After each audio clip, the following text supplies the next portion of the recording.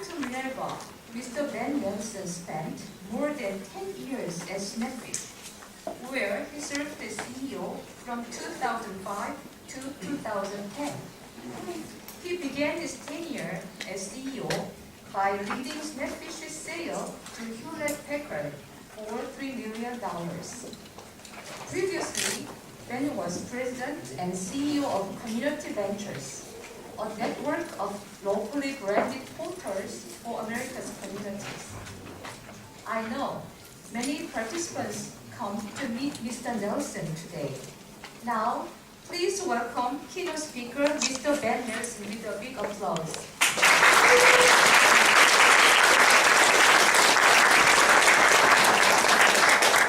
Thank you very much. Thank you for having me today. It's a little bit interesting that the purpose of my talk today is about education and not about technology. After all, this is an e-learning conference. It's about technology and what technology can do for education. But I think that it's more important to think about education more broadly. And only after we have a discussion about what education should be, then we can think about what technologies can be helpful in bringing it about. When you think about most innovative organizations that make truly impactful changes on the world, they rarely think about a technological solution as the starting point. They rarely say, well, I have developed a technology, now what can I use to put that technology against? What can I utilize this technology for? But that's in fact how most of educational technology works. People develop a technology, whether it's a massive open online course, or an adaptive learning program, or learning analytics, and then they say, well, I have a tool here, and now, what can I apply this tool to? How do I take my technology and use it to enhance, distribute, improve, make more efficient what universities currently do? But there's a problem. The problem is that what universities currently do isn't good. It's not sufficient. And the reason we know that comes both from empirical evidence as well as pure logic. Universities today teach the same way that universities taught practically 1,000 years ago, before the advent of the printing press. Before the introduction of the printing press, let alone the internet, access to information was scarce. It was hard to get knowledge. And universities were initially set up to find a way to distribute knowledge. Very important and noble task. But around 500 years ago, that task became somewhat less important, as the printing press enabled the distribution of knowledge to a much broader, more acceptable audience. At the same time, people whose education developed alongside the printing press were able to consume that information better and better. Fast forward to the 20th century, global literacy rates skyrocketed. The majority of people in the world now have access to information. And more importantly, the internet has further lowered barriers to disseminating information. But when we see what universities are still doing, they are, for the large part, disseminating information. A professor stands on a stage like I am, in front of a crowd of individuals like you are, and recites facts, recites data, sometimes recites interpretations, but still transmits knowledge, professes knowledge, where a professor comes from one individual to a crowd. And when you think about how technology can make that process better, it's easy. Obviously, you can lecture to 1,000 people or 1,000,000 people using technology. But you still lecture. You can disseminate information that people are ready to receive using adaptive knowledge. Useful, but it's still a dissemination. But should education be doing something different? Well, this question was grappled with about 250 years ago in the United States. At the time, the United States were part of the British Empire. And the individuals that would become the founding fathers of this new country started thinking about what a society that isn't inherited should look like. Under the British Empire, in monarchic systems and systems of monarchy, you would be very well determined, meaning that when you were born, you knew what you would do as an adult. If you were the son or daughter of the king or queen, you would be born to rule. If you were the son of the blacksmith, you would be a blacksmith. Son of a barber would be a barber, etc. There wasn't a great deal of mobility from one circumstance to another. In the society that the founding fathers of the United States envisioned, and in fact the society that we have today almost all over the world, your birth does not determine your future. Well, let me take a quick survey here.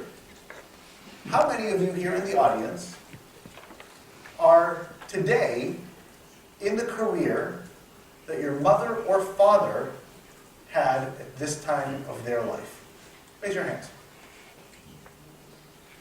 1, 2, 2 out of 1,000.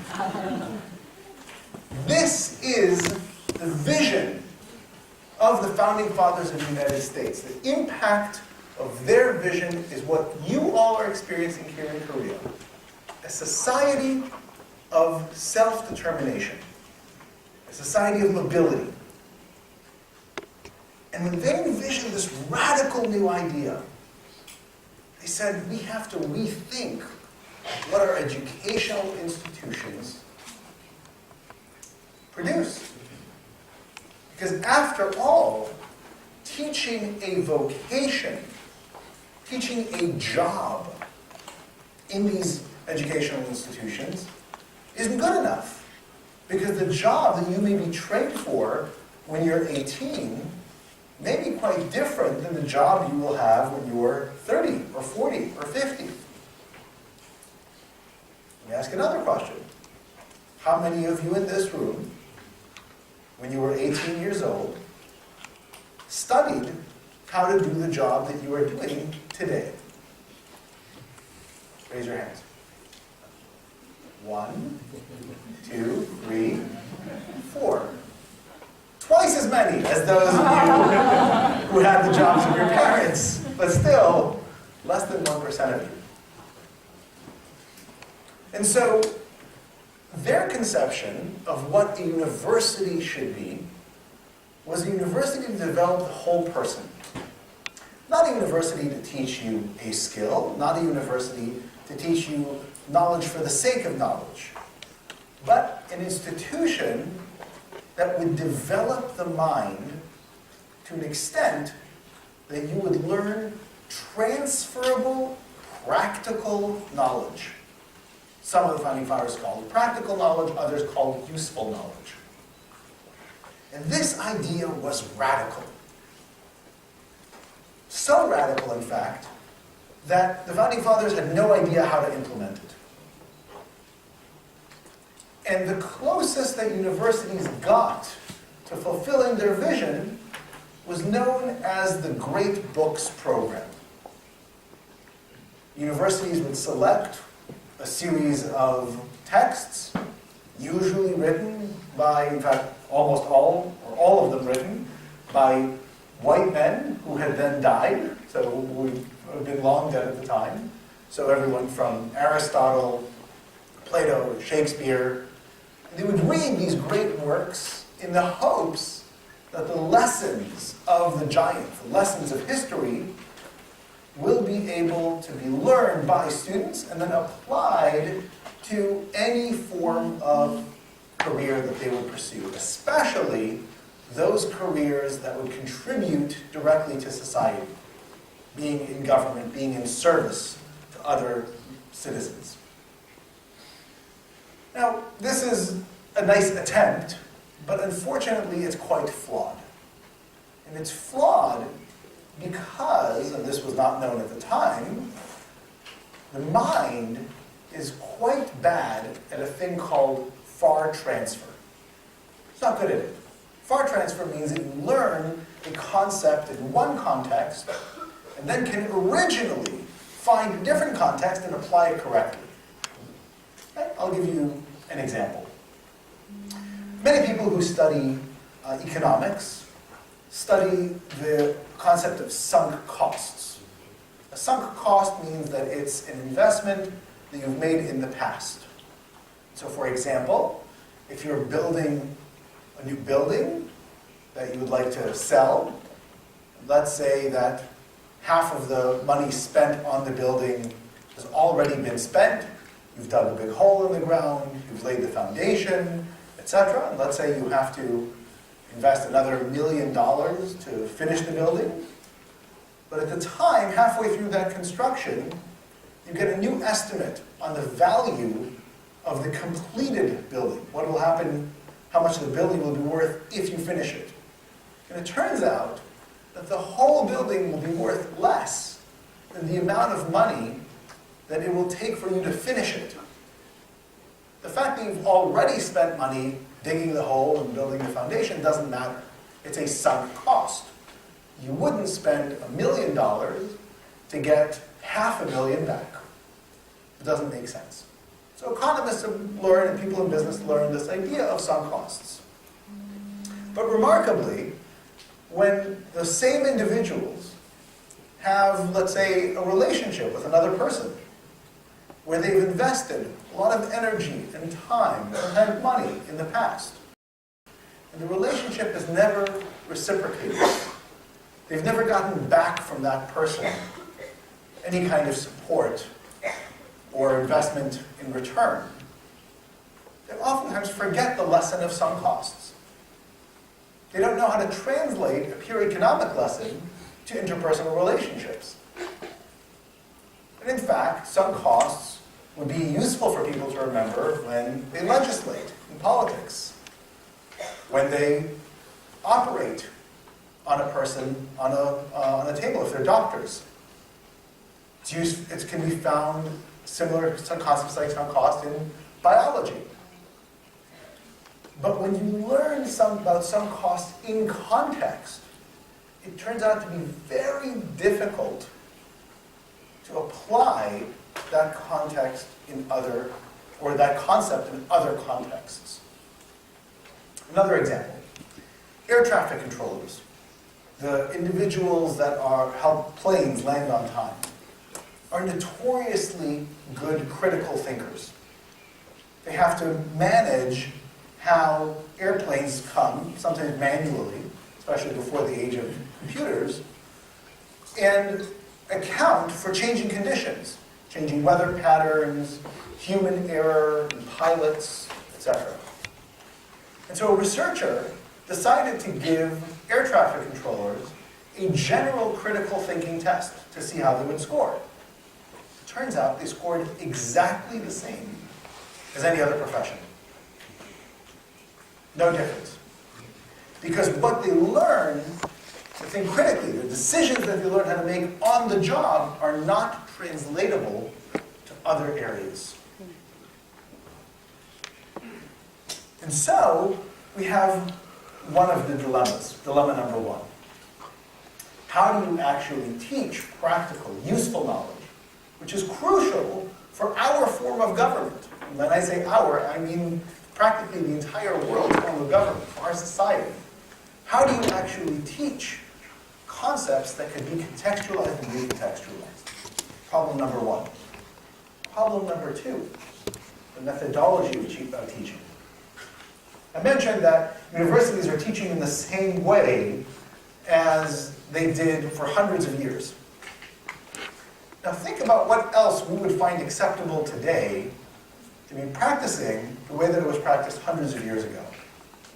Let's take medicine as an example. Let's assume that you all are ate something bad for lunch and you got a bacterial infection. And you go to a doctor and the doctor says, I'll give you one of two choices. Choice number one, I have an antibiotic here, which has been tested and studied to kill this bacteria with a 90% efficacy rate.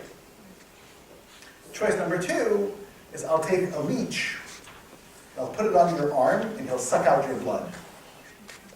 Anybody think the leech is a good idea? No? No, bad idea. Funny enough, the leech on your arm, though far less effective than the antibiotic, is actually 3 times more effective at curing your illness than going to a university lecture is at learning the material. That's pretty impressive, because the placebo effect, giving you medication that doesn't actually do anything to cure you, but just triggers your body to start fighting the infection, is effective around 30% of the time. But sitting in a lecture and listening to a professor explain information allows you to retain only 10% of that information. In the medium term, not to talk about the long run. And so, sugar pills, placebos, pure placebos, are more effective at curing disease than our entire educational system is today at disseminating information. That's a shocker. And so not only do we have a problem in what we teach, we have a big problem in how we teach. This is where thinking about an intentional education matters so much. So let's take a step back and think about what is it that we're trying to do with a systemic, intentional, practical education. I mentioned a little bit earlier ideas around sunk costs or critical thinking is a large catch-all of a combination of things. But to figure out what it is that we want to teach students, relatively straightforward. In day-to-day life, no matter what profession you're in, we encounter problems. Problems that we have to solve. In order to do that, we first and foremost have to analyze problems. Take the problem and break it down into its component parts. This is what's usually known as critical thinking. You then have to take the component parts and piece them back together. Find a creative solution. What's sometimes known as creative thinking or effective problem solving. Then once you devise that solution, you have to think about what are the unintended consequences of implementing that idea. Sometimes things that are designed to do something wind up doing a whole bunch of other things that actually counteract the intended solution that you designed in the first place.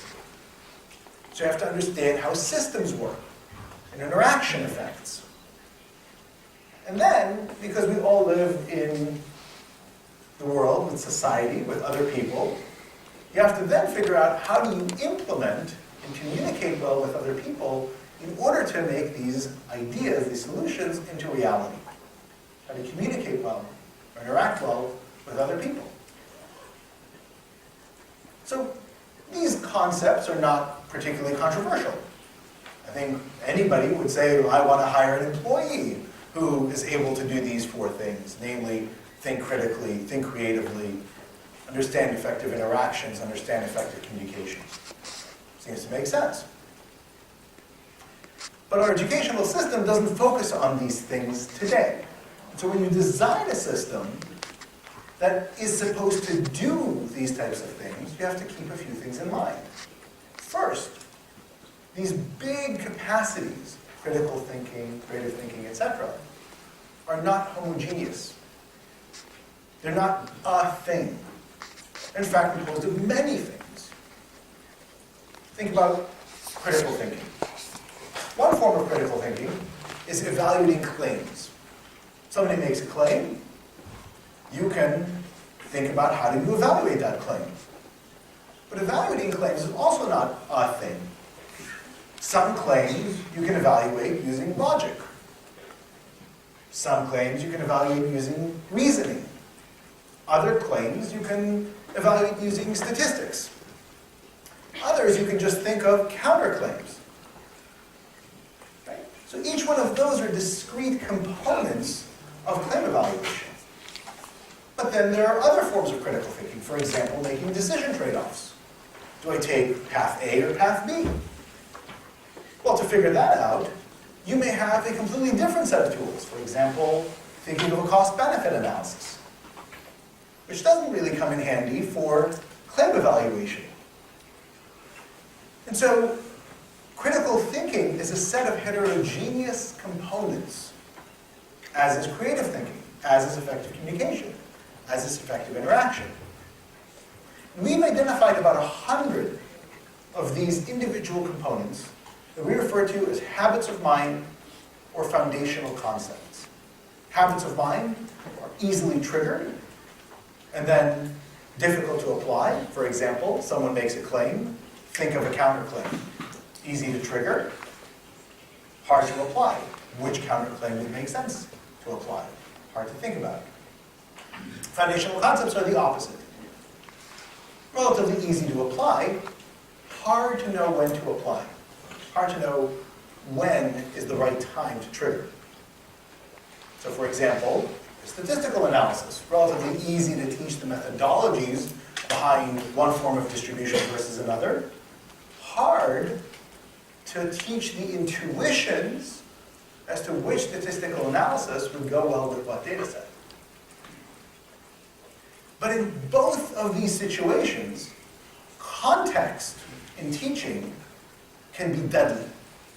Because if you teach these ideas in a context, it'll stay there, at best. There's a story that my colleague likes to tell about one of his former colleagues at Harvard who taught an introductory physics course. And this course was taught to the non-physics majors. So these were people who would major in biology or chemistry but needed physics as an introduction. And the professor decided to make the course more relatable. And so throughout the class, he used baseball as an example for physics. Baseball has a lot of physics in it. Trajectories, parabolas, etc. And so the students learned all about physics through baseball analogies. And it was time to give the final exam. And the professor had a problem because throughout the semester, he used every single baseball example he could think of.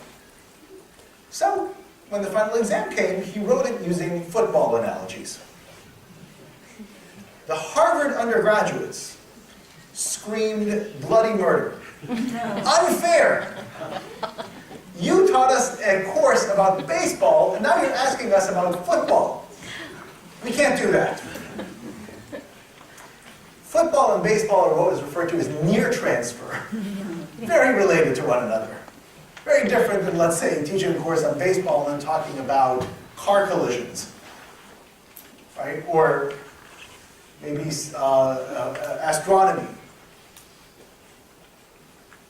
But the mind just isn't wired that way. So how do you teach it? How do you teach generalizable practical knowledge? Well, the answer is very straightforward. You teach it using spaced deliberate practice in multiple contexts.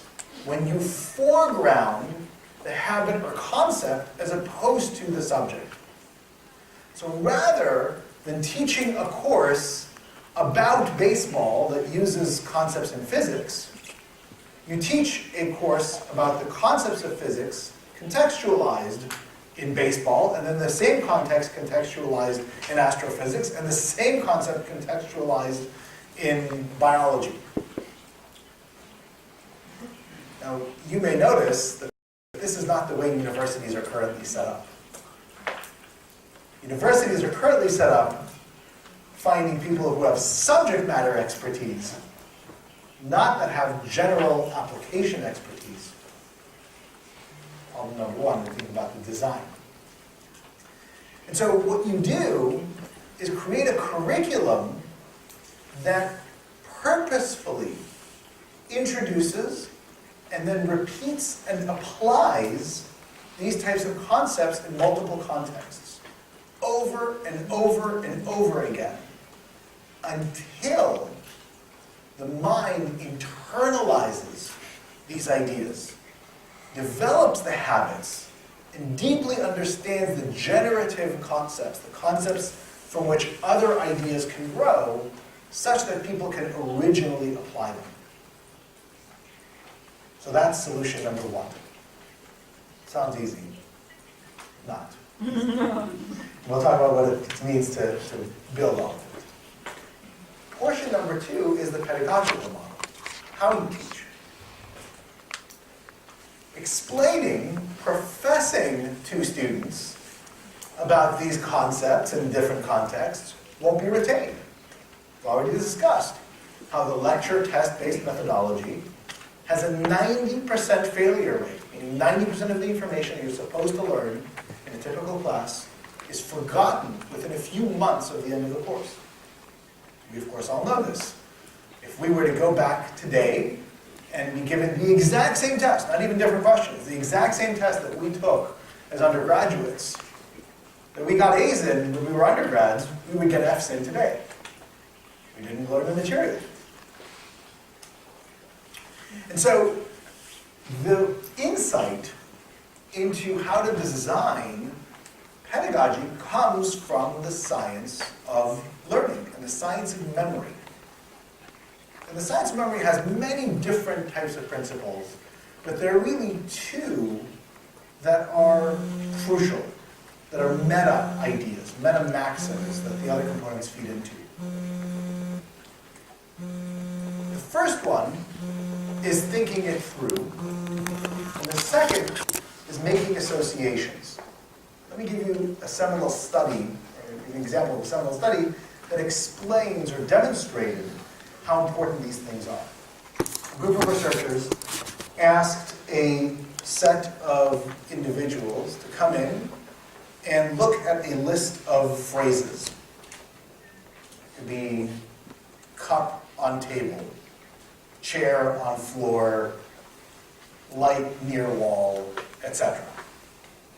Okay? And they asked the people to read those phrases and memorize as many as possible. They gave them a certain amount of time, then they gave them a test, and saw how many they could memorize. Then brought in a second group of people. And they told them to not only look at each of those phrases, but visualize them. Actually picture the mug that sits on the table, the chair on the floor, the light near the wall, etc. Same amount of time, and then they asked them to list how many phrases they could recall. Turns out the people who pictured the idea, pictured each of the phrases, could recall twice as many of those phrases as the ones that just were told to memorize the phrases by reading. So deep processing, right, helped actually memorize twice as many. But that wasn't the best part of the study. The best part of the study was that there was a third group. The third group were told to look at the same list and were told to visualize each one of the phrases. But they weren't told to memorize them. Just told to visualize, that's it. Under the auspices of doing brain scans and seeing how their brains were activated. Then, after they looked at that list, time was gone, the researchers gave them a pop quiz. They said, okay, now recall as many of the phrases as you can. The shocking result was that the third group recalled exactly as many phrases as the second group did. The one that was told to visualize and memorize. In fact, the instruction to memorize didn't increase memory at all. That's a shocker. Because it turns out that when you deeply process and make associations, you get memory for free, whether you like it or not. And in fact, if you don't deeply process, it doesn't matter how many times people tell you, remember this, the brain won't recall. It's not wired that way. And so when you think about the implications of that for education, it means that if students aren't deeply processing what it is that they're learning, they're simply not going to retain it. Hence, they will not learn it. The purpose of education. And so, we approach education through a system that we refer to as fully active learning. Fully active learning means that 100% of students must be fully engaged at least 75% of the time. Professors at Minerva aren't allowed to speak for more than 4 minutes at a time, something I have violated many times over. Students aren't just called on to give responses to questions, but when one student is called on, every other student in the class is doing something else to engage with that activity. For example, they may be grading the response that the student that's called on is just giving. They have to always make sure that they're processing the information, creating original applications for it as part of the curriculum. So, this very straightforward concept of creating a scaffolded curriculum, a curriculum that introduces ideas and then reintroduces them at appropriate times in multiple contexts, and the fact that we fully engage the student seems straightforward. Right? In fact, why wouldn't every university do it? And in fact, you could do elements of it without changing a thing. So for example, there are activities that you could produce fully active learning in a typical lecture room. You could issue puzzles or questions that you have students grapple with, working in teams, right? Thinking about breakouts, thinking about polling, all sorts of elements. You could even do semi-active learning techniques. For example, asking a question of students before picking the student that will answer it. Forcing every student to actually process the answer, and then only once processing is done, then calling on a particular student to answer, etc. So there are various techniques in ensuring that. But when you get to a scale where you're trying to teach 100 or more habits or concepts, to a large group of students, across many professors, many teachers that will help them in that process, right? That process requires data. Requires the institution to track how well is a student mastering a particular idea. Right? So if we were to try to teach students claim evaluation, and that was the only thing that we were to do. It's very easy to prepare every professor at an institution that says, well, you have to make sure that students are learning how to evaluate claims, and you have to really make sure that maybe they use these 3 or 4 different techniques, and in your course, make sure that you ask about these things and make sure that students know how to apply them originally. That's straightforward. When you go to a professor and say, here are the 100 things that I want to make sure that you test students on, and you make sure that they practice in your class in context, it becomes unwieldy. Even when you have a small class, even when you have 15, 16 students in a class, a professor can't possibly assess students on how they have mastered or not mastered any one of 100 different vectors. You actually have to get as many data points on the students from as many different professors and allocate which professor will test on which idea to which student. You simply cannot do that without technology. It's impossible. Similarly, fully active learning, making sure that all students are engaged, especially at scale, is close to impossible without technology. Even things as simple as voting, right? It's hard without clickers or some form of technology that polls students and gets their opinions.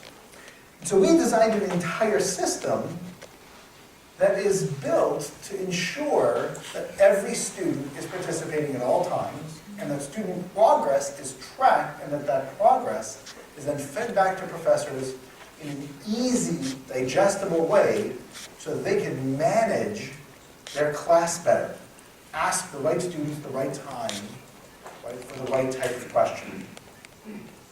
How do we do that? First, it starts with the curriculum itself. We designed a curriculum centrally that has different component parts. A set of courses taught by different professors to introduce each of these habits and concepts, and then begin the process of transfer. Right? That takes approximately a year, 2 semesters, 8 months, for 4 different professors to enable a student to actually go through that process.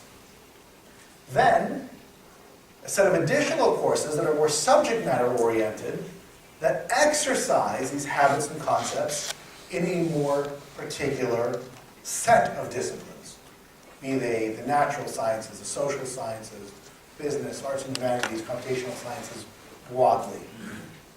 Then, a set of courses that look at the intersection of fields and again apply these habits and concepts in ways, in areas where discovery is being created,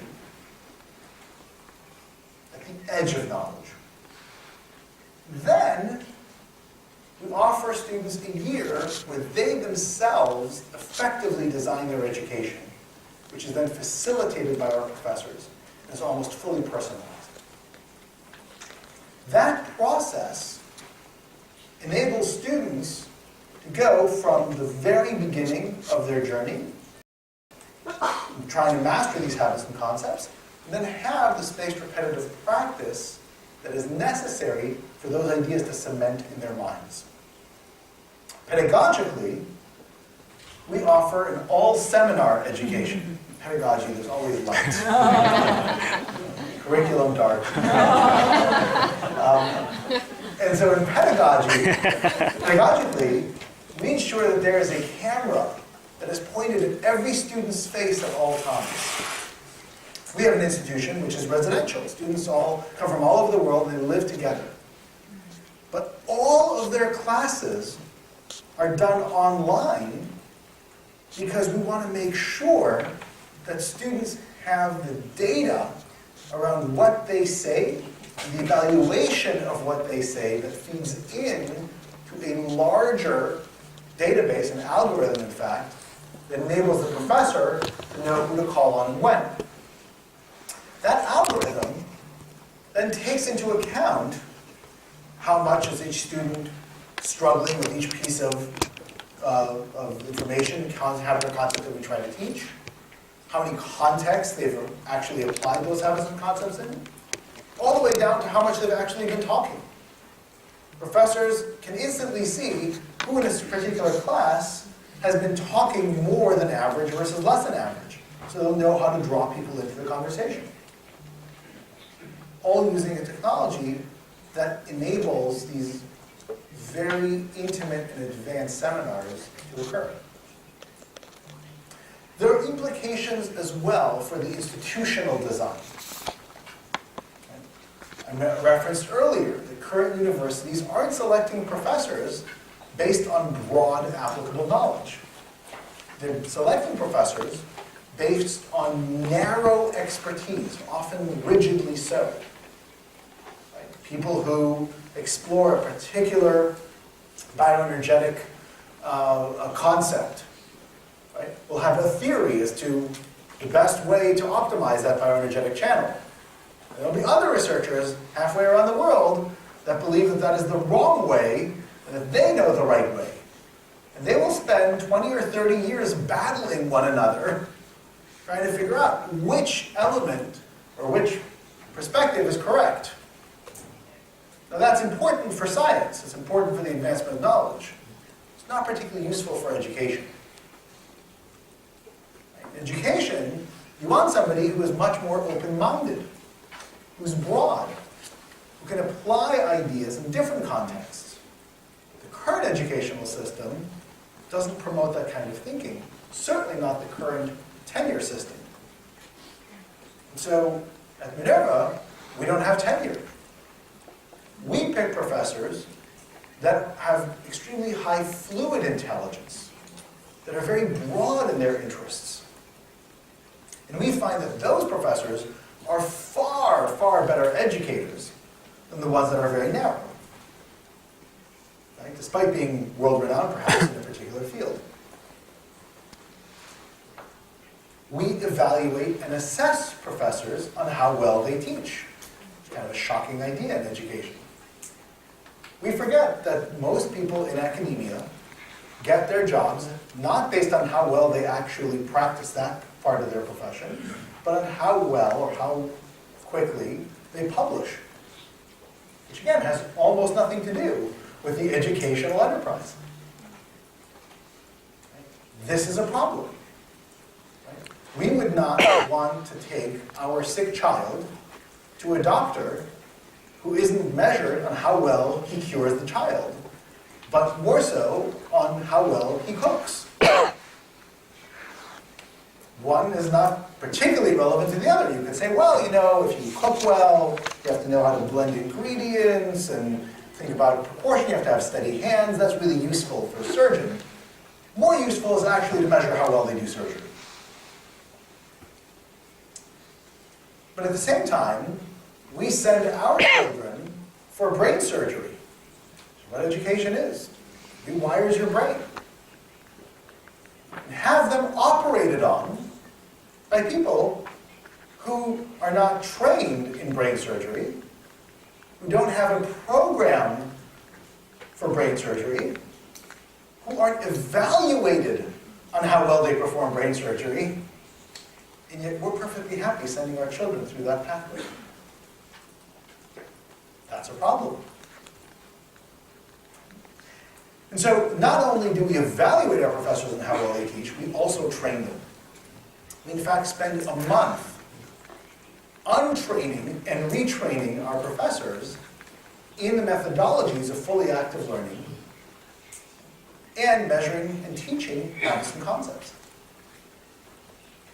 Another thing that isn't particularly useful when it comes to this form of education is not giving students the ability to apply what they've learned. One of the most useful ways of teaching useful knowledge, practical knowledge, is to actually allow students to apply it in real-world situations. And so a big part of our institutional design is to ensure that students live in the real world. Our students live in San Francisco, where we're based, for their first year. And they live in residence halls in the middle of the city. No campus.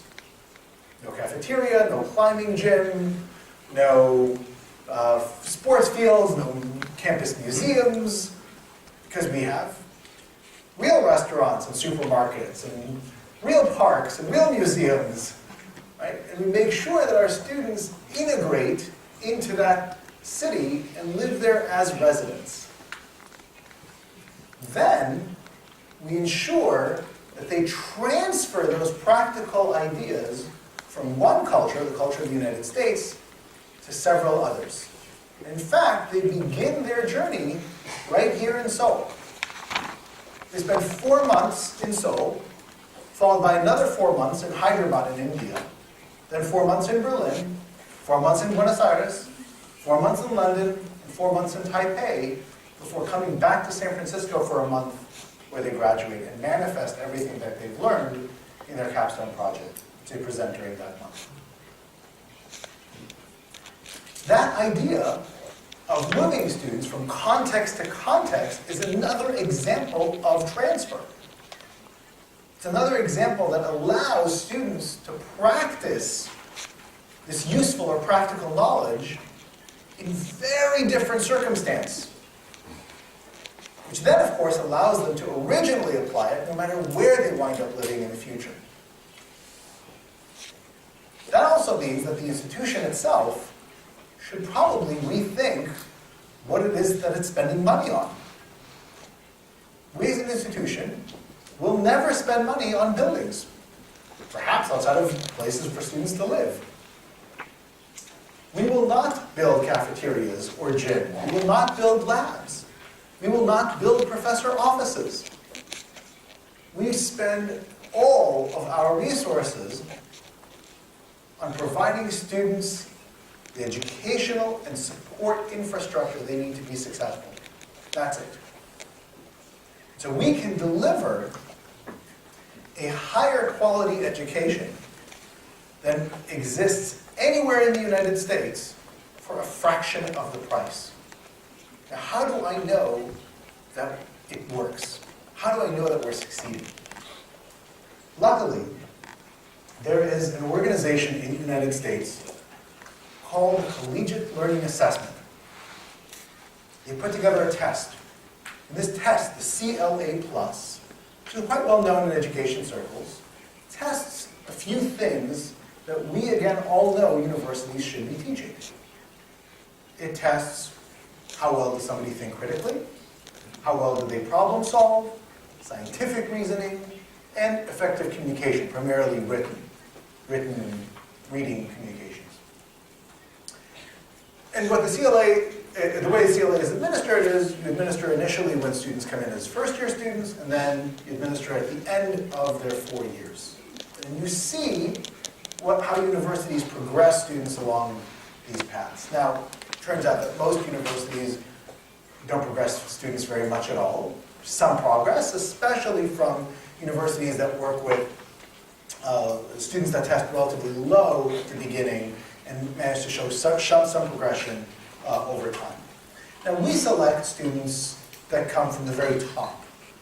And so when you look at the CLA results of our students coming in, they're at the 96th percentile of incoming freshmen, right? So they're very much at the top, and of course we don't, nor does any university, screen students based on these criteria, which is one of the reasons why they're relatively effective at measuring before and after. Now, we have not yet had students that have graduated. We haven't had students that have spent 4 years with us. And so we decided to see what would happen if we would give them the same test, or the graduating test, not at the end of 4 years, but at the end of 1 year. So 8 months after coming to Minerva. Now, you would imagine somebody that comes in the 96th percentile doesn't have much room to grow. Right? However, when you look at their test results coming in, compared to the test results of the graduating seniors, they're at the 78th percentile, right? Which makes sense, right? They're excellent students, and universities don't teach efficacy in these areas, and so they're better than the majority, but they still have quite a bit of headroom to go. Right? So they come in at the 78th percentile. By the end of 8 months, when they take that test again, our students test at the 99th percentile of graduating seniors. Not only do they test at the 99th percentile, they have the highest test scores of any graduating class that the CLA has ever tested. And so what we've been able to do with this curriculum and this pedagogy in 8 months is to demonstrate a better ability to teach critical thinking, creative problem solving, scientific analysis, and effective communications than any university in the United States has ever been able to demonstrate in 4 years of education. That should give you all pause. It should give you further pause in to realize, or when you realize, that we've gotten these results on our first attempt. It's our first try. Think about what Minerva education will look like 20 years from now, when we've iterated over and over and over again, optimized every single lesson of every single class. Think what it'll look like 3 years from now, or 2 years from now, when our first students graduate. And at what kind of advantage these students will have compared to any other student in the world. This is not good. This isn't so much to say how great we are, because on anybody's first attempt, you shouldn't get results like this. It is actually a reflection of the deep-rooted problems of the current system. So if I have one message to you today in this conference, is not to think about how you apply particular technologies to make what currently happens at universities better, but how to stop thinking about anything that is currently happening and start thinking about what we want to have happen. What is it that society requires of our institutions of higher education? And when we figure that out, then think about how you can apply technology to enable that to occur. Thank you so much for your time, and I'm going to take some questions.